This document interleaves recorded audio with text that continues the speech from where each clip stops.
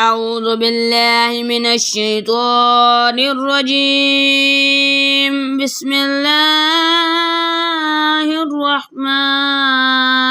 الرحيم. سيقول السفهاء من الناس ما ولاهم عن قبلتهم التي كانوا عليها قل الله المشرق والمغرب يهدي من يشاء إلى صراط مستقيم. وكذلك جعلناكم أمة وسطا لتكونوا شهداء على الناس ويكون الرسول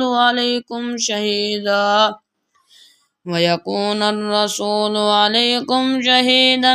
وما جعلنا القبلة التي كنت عليها إلا لنعلم من يتبع الرسول ممن ينقلب على عقبيه وإن كانت لكبيرة إلا على الذين هدى الله وما كان الله ليضيع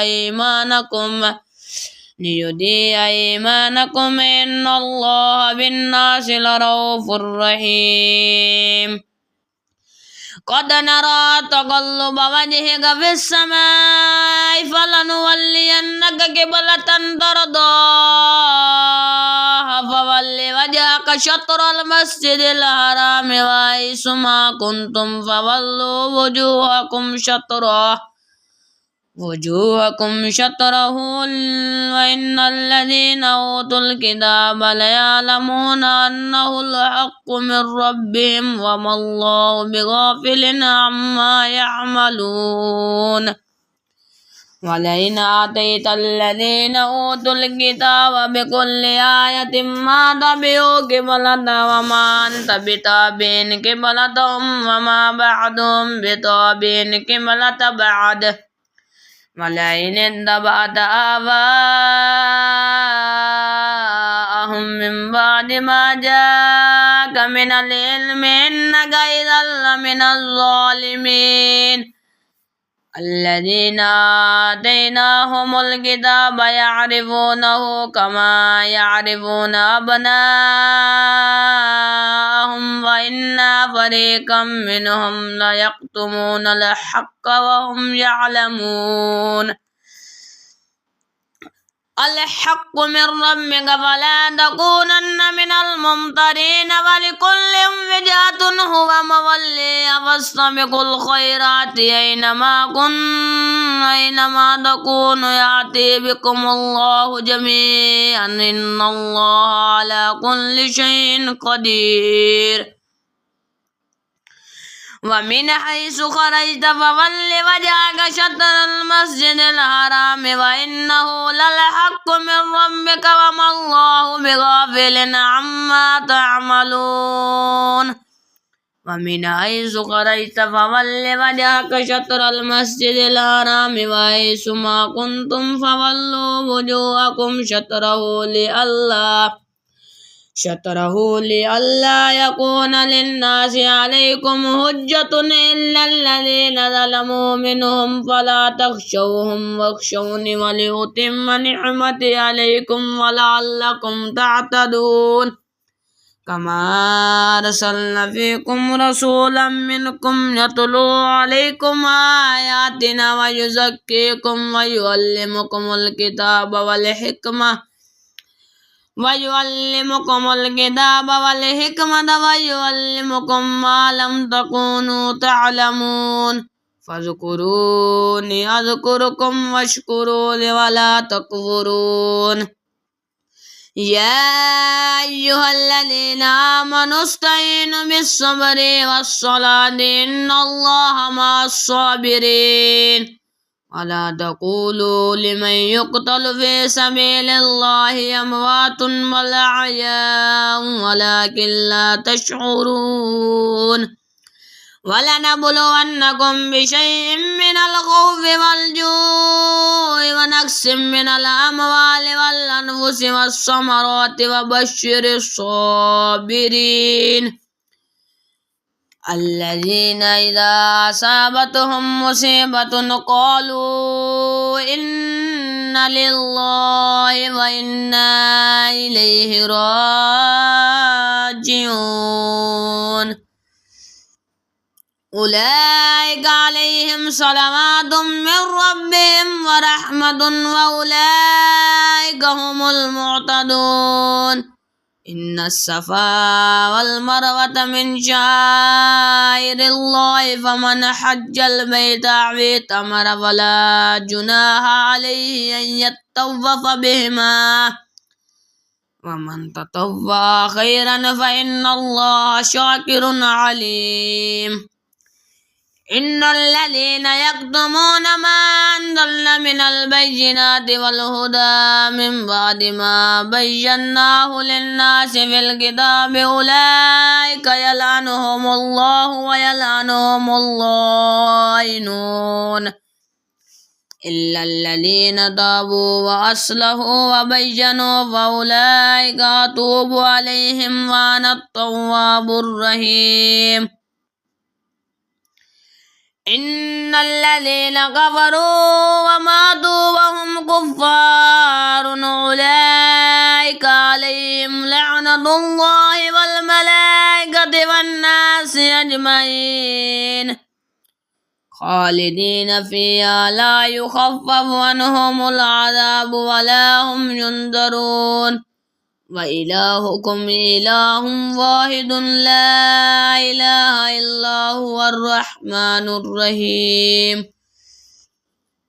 إن في خلق السماوات والأرض واختلاف الليل والنهار والفلك التي تجري في البحر بما ينفع الناس وما أنزل الله من السماء مما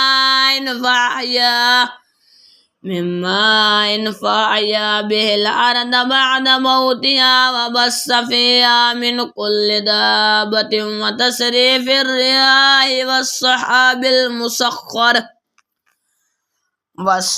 المسخر بين السماء والأرض لآيات لقوم يعقلون ومن الناس من يتخذ من دون الله أندادا يحبونهم كحب الله والذين آمنوا أشد حبا لله ولو يرى الذين ظلموا إذ يرون العذاب أن القوة لله جميعا وأن الله شديد العذاب استبرأ الذين اتبعوا من الذين اتبعوا ورأوا العذاب وتقطعت بهم الأسباب وقال الذين اتبعوا لو أن لنا كرة فنتبرأ منهم كما تبرأوا منا كذلك يريهم الله أعمالهم حسرات عليهم وما هم بخارجين من النار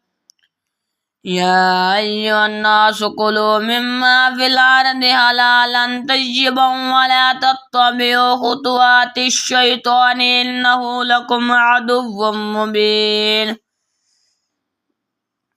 إنما يأمركم بالسوء والفحشاء وأن تقولوا على الله ما لا تعلمون وإذا قيل لهم اتبعوا ما أنزل الله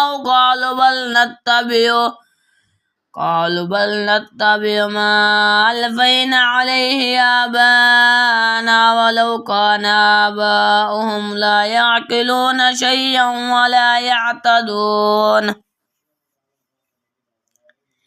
ومثل الذين كفروا كمثل الذي ينعق بما لا يسمع إلا دعاء ونداء صم بكم عمي فهم لا يعقلون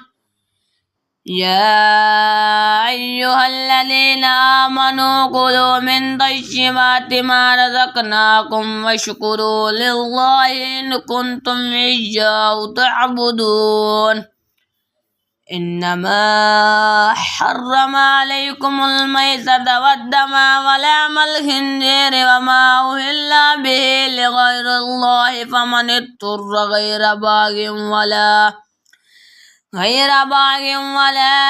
عاد فلا إثم عليه إن الله غفور رحيم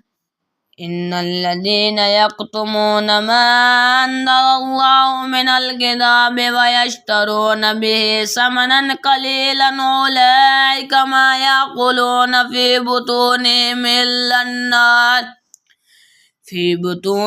إلا النار ولا يكلمهم الله يوم القيامة ولا يزكيهم ولهم عذاب عليم أولئك الذين اشتروا الضلالة بالهدى والعذاب بالمغفرة فما أصبرهم على النار ذلك بأن الله نزل الكتاب بالحق وإن الذين اختلفوا في الكتاب لفي شقاق بعيد ولوا وجوهكم قبل المشرق والمغرب ولكن البر من آمن بالله واليوم الآخر والملائكة والكتاب والنبيين وآتى المال على حبه ذوي القربى واليتامى والمساكين وابن السبيل والصائلين وفي الرقاب وأقام الصلاة وآتى الزكاة والموفون بعهدهم إذا عاهدوا والصابرين في البأساء والضراء وحين البأس أولئك الذين صدقوا وأولئك هم المتقون يا أيها الذين آمنوا كتب عليكم القصاص في القتلى الحر بالحر والعبد بالعبد والأنثى بالأنثى فمن عفي له من أخيه شيء فاتباع بالمعروف وأداء إليه بإحسان ذلك تخفيف من ربكم ورحمة فمن اعتدى بعد ذلك فله عذاب عليم ولكم في القصاص حياة يا أولي الألباب لعلكم تتقون كتب عليكم إذا حضر أحدهم الموت إن ترك خيرا الوصية للوالدين والأقربين بالمعروف حقا على المتقين فمن بدله بعدما سمعه فإنما اسمه على الذين يبدلونه إن الله سميع عليم فمن خاف من موص جنفا أو إثما فأصلح بينهم فلا إثم عليه إن الله غفور رحيم يا أيها الذين آمنوا كتب عليكم الصيام كما كتب على الذين من قبلكم لعلكم تتقون أياما معدودات فمن كان منكم مريضا أو على سفر فعدة من أيام أخرى وعلى الذين يطيقونه فدية طعام مسكين فمن تطوع خيرا فهو خير له وأن تصوموا خير لكم إن كنتم تعلمون شهر رمضان الذي أنزل فيه القرآن هدى للناس وبينات من الهدى والفرقان فمن شهد منكم الشهر فليصمه ومن كان منكم مريضا أو على سفر من أيام أخرى يريد الله بكم اليسر ولا يريد بكم العسر ولتكملوا العدة ولتكبروا الله على ما هداكم ولعلكم تشكرون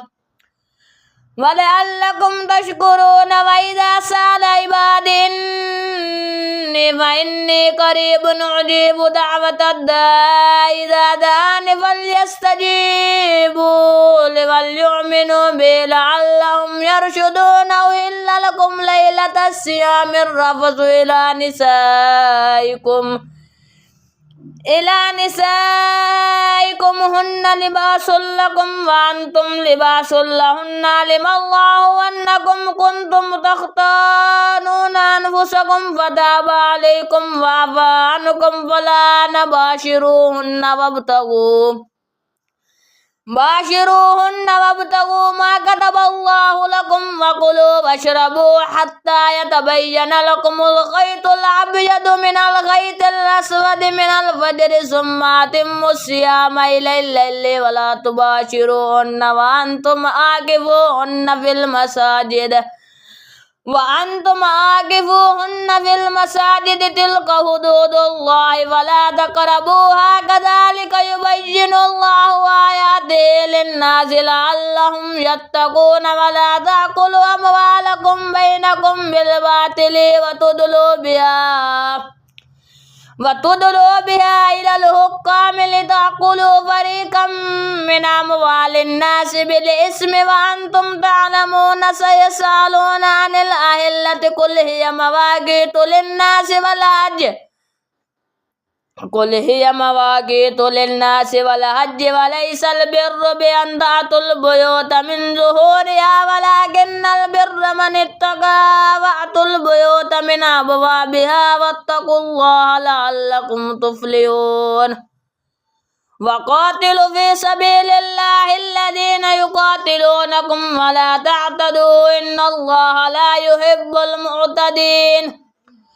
واقتلوهم حيث ثقفتموهم وأخرجوهم من حيث أخرجوكم والفتنة أشد من القتل ولا تقاتلوهم عند المسجد الحرام حتى يقاتلوكم فيه فإن قاتلوكم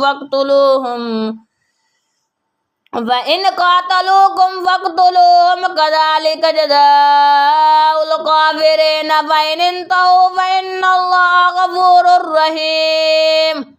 وقاتلوهم حتى لا تكون فتنة ويكون الدين لله فإن انتهوا فلا عدوان إلا على الظالمين. الشهر الحرام بالشهر الحرام والحرمات قصاص فمن اعتدى عليكم فاعتدوا عليه بمثل ما اعتدى عليكم واتقوا الله واعلموا أن الله مع المتقين. وأنفقوا في سبيل الله ولا تلقوا بأيديكم إلى التهلكة وأحسنوا إن الله يحب المحسنين. وأتموا الحج والعمرة لله فإن أحصرتم فما استيسر من الهدي ولا تعلقوا رؤوسكم حتى يبلغ المحل ومحل الله فمن كان منكم مريضا أو به أذى من رأسه ففدية من صيام أو صدقة أو نسك فإذا أمنتم فمن تمتع بالعمرة إلى الحج فما استيسر من الهدي فمن لم يجد فصيام 3 أيام في الحج و7 إذا رجعتم تلك 10 كاملة ذلك لمن لم يكن أهله حاضر المسجد الحرام. واتقوا الله واعلموا أن الله شديد العقاب. الحج أشهر معلومات فمن فرض فيهن الحج فلا رفث ولا فسوق ولا جدال في الحج وما تفعل من خير يعلمه الله وتزودوا فإن خير الزاد التقوى واتقون يا أولي الألباب. ليس عليكم جناح أن تبتغوا فضلا من ربكم فإذا أفضتم من عرفات فاذكروا الله عند المشعر الحرام واذكروه كما هداكم وإن كنتم من قبله لمن الضالين.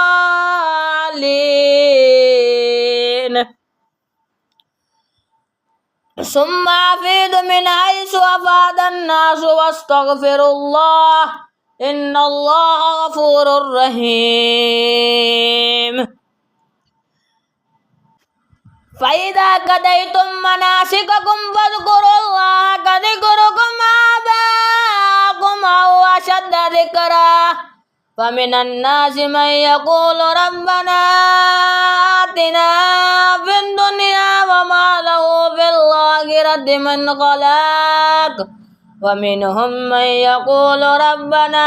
آتنا في الدنيا حسنة وفي الآخرة حسنة وقنا عذاب النار أولئك لهم نصيب مما كسبوا والله سريع الحساب واذكروا الله في أيام معدودات فمن تعجل في يومين فلا إثم عليه ومن تأخر فلا إثم عليه لمن اتقى واتقوا الله واعلموا أنكم إليه تحشرون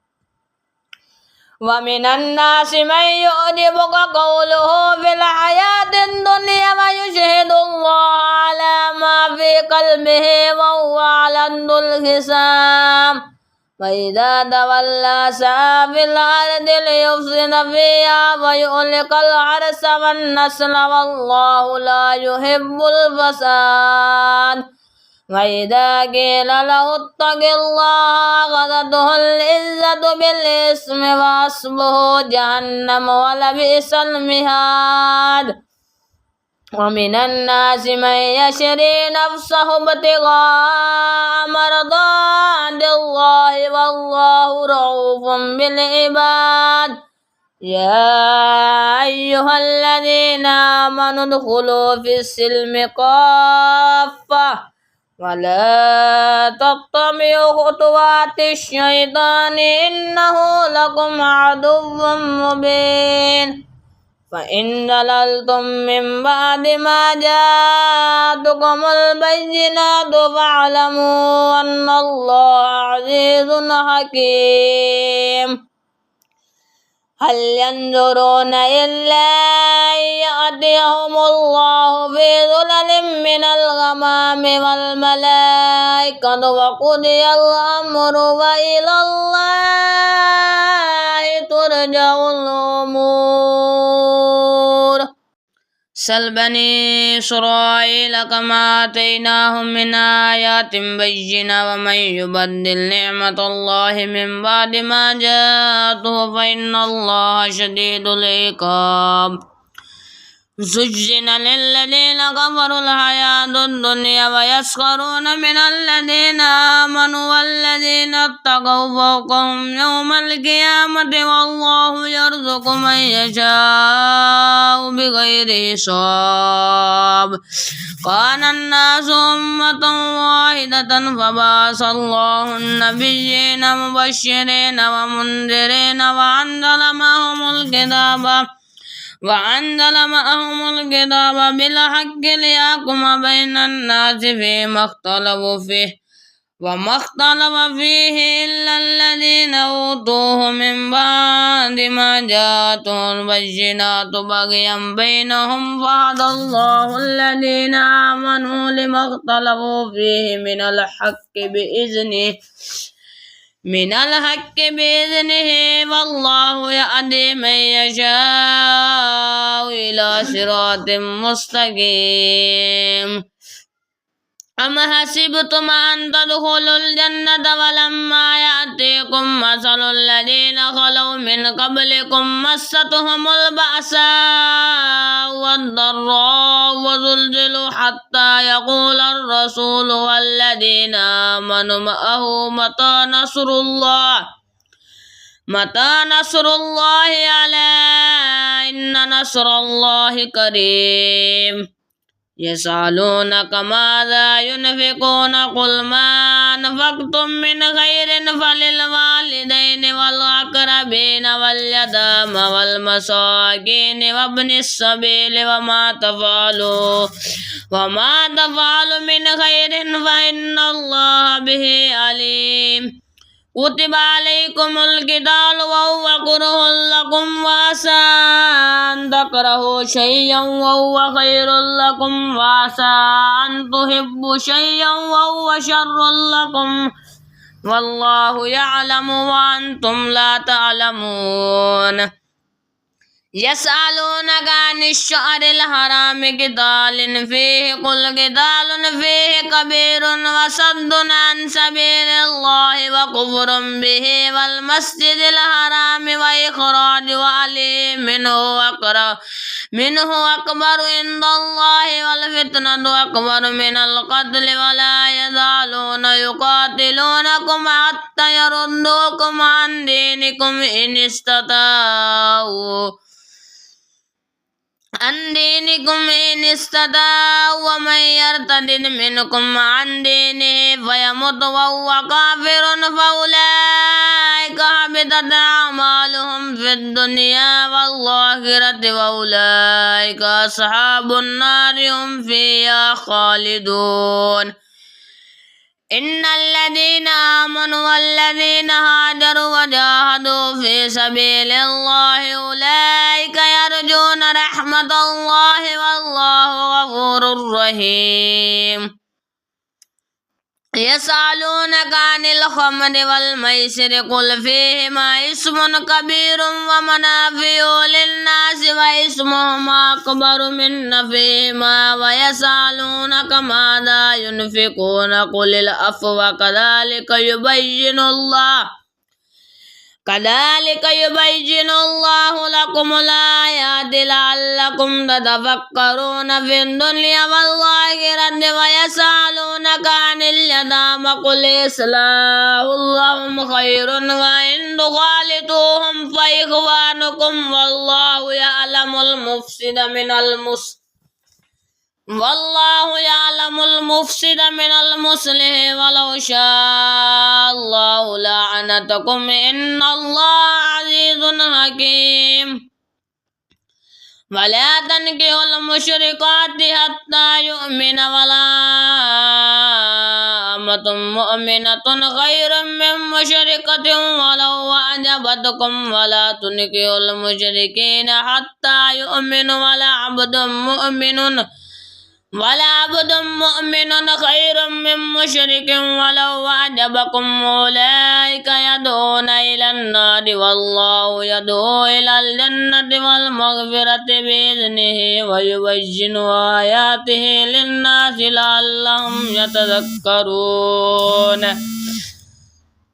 لعلهم يتذكرون ويسألونك عن المحيض قل هو أذى فاعتزلوا النساء في المحيض ولا تقربوهن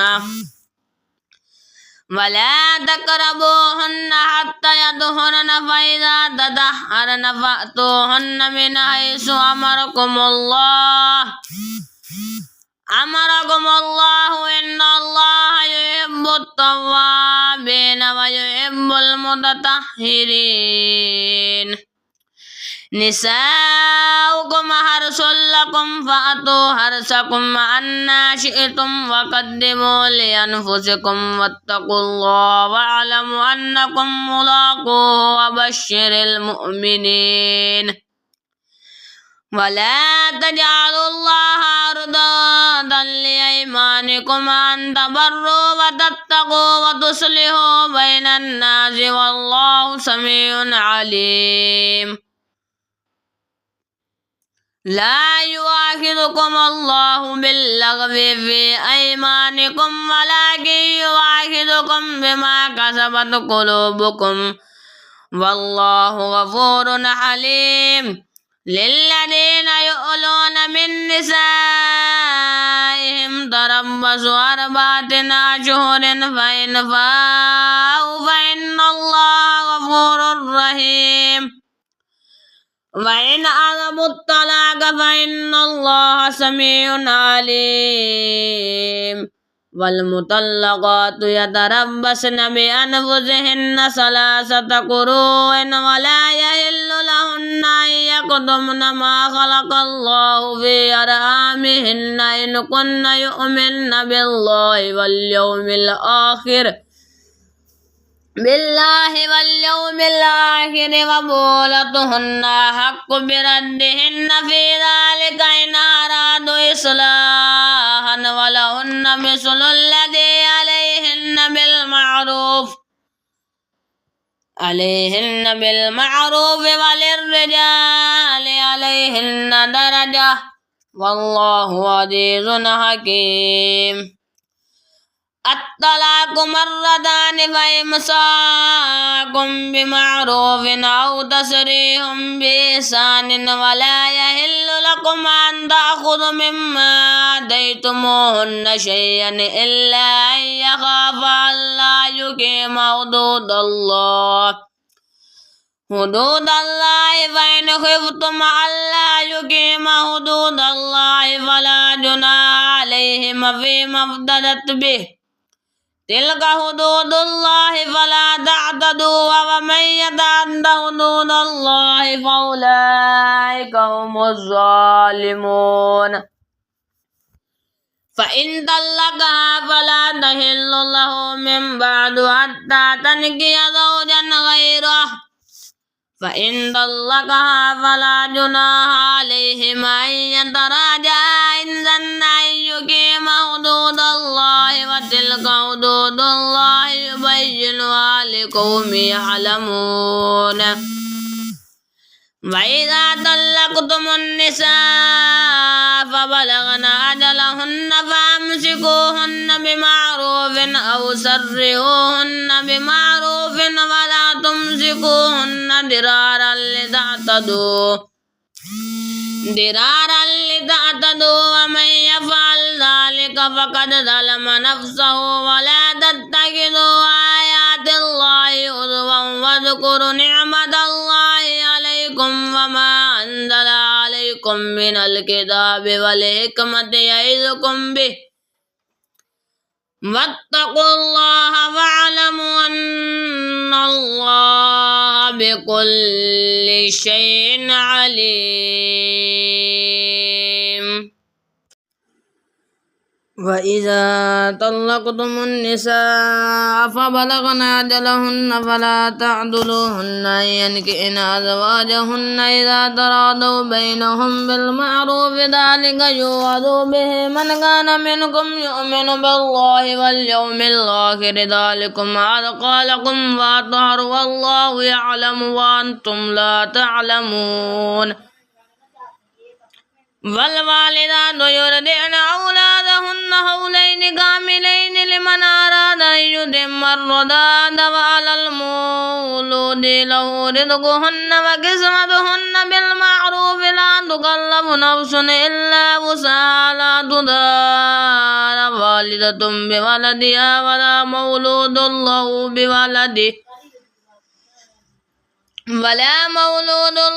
بولده وعلى الوارث مثل ذلك فإن أراد فصالا عن تراض منهما وتشاور فلا جناح عليهما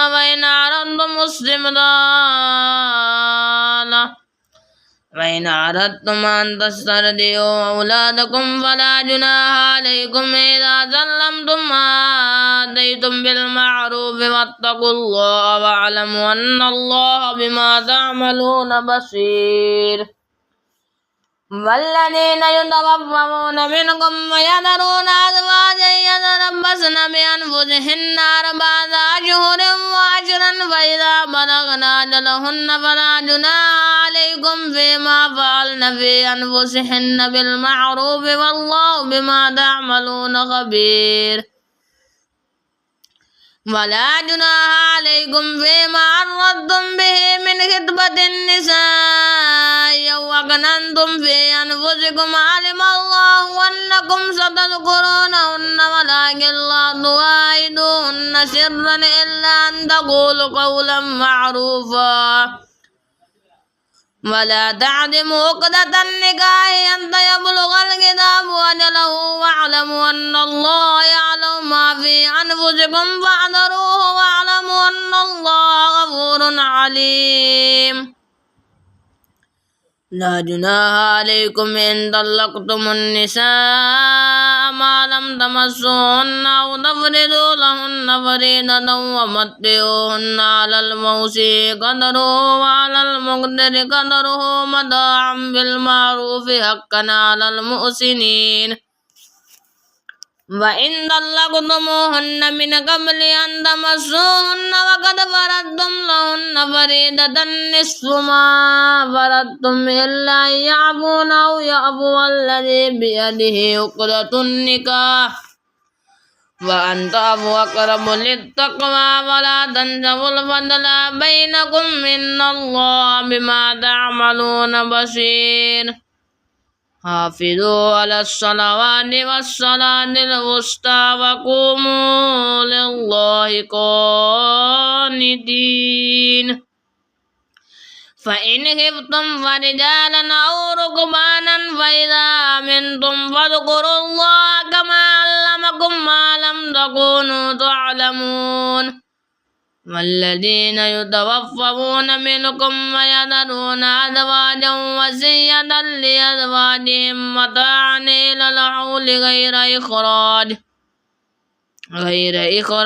فإن خرجن فلا جناح عليكم فيما فعلن في أنفسهن من معروف والله عزيز حكيم.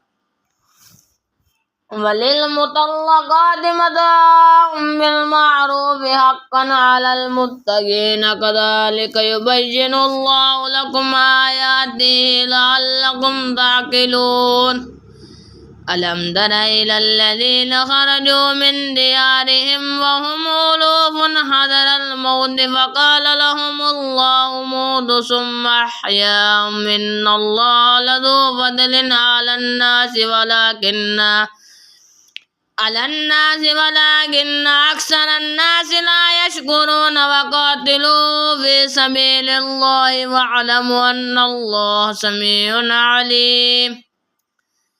من ذا الذي يقرض الله قرضا حسنا فيضاعفه له أضعافا كثيرة والله يقبض ويبسط وإليه ترجعون. ألم تر إلى الملأ من بني إسرائيل من بعد موسى إذ قالوا لنبي لهم ابعث لنا ملكا نقاتل في سبيل الله قال هل عسيتم إن كتب عليكم القتال ألا نقاتل قالوا وما لنا ألا نقاتل في سبيل الله وقد أخرجنا من ديارنا وأبنائنا فلما كتب عليهم القتال تولوا إلا قليلا منهم والله عليم بالظالمين. وقال لهم نبيهم إن الله قد بعث لكم طالوت ملكا قالوا أنى يكون له الملك علينا ونحن أحق بالملك منه ولم يؤت سعة من المال قال إن الله اصطفاه عليكم وزاده بسطة في العلم والجسم والله يؤتي ملكه من يشاء والله واسع عليم. وقال لهم نبيهم إن آية ملكه أن يأتيكم التابوت فيه سكينة من ربكم وبقية مما ترك آل موسى وآل هارون تعمله الملائكة إن في ذلك لآية لكم إن كنتم مؤمنين. فلما فصل طالوت بالجنود قال إن الله مبتليكم بنهر فمن شرب منه فليس مني ومن لم يطعمه فإنه مني إلا من اغترف غرفة بيده فشرب منه إلا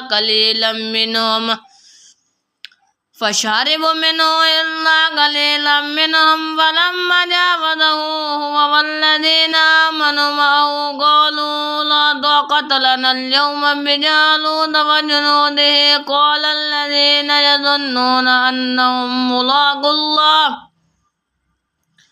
أنهم ملاقو الله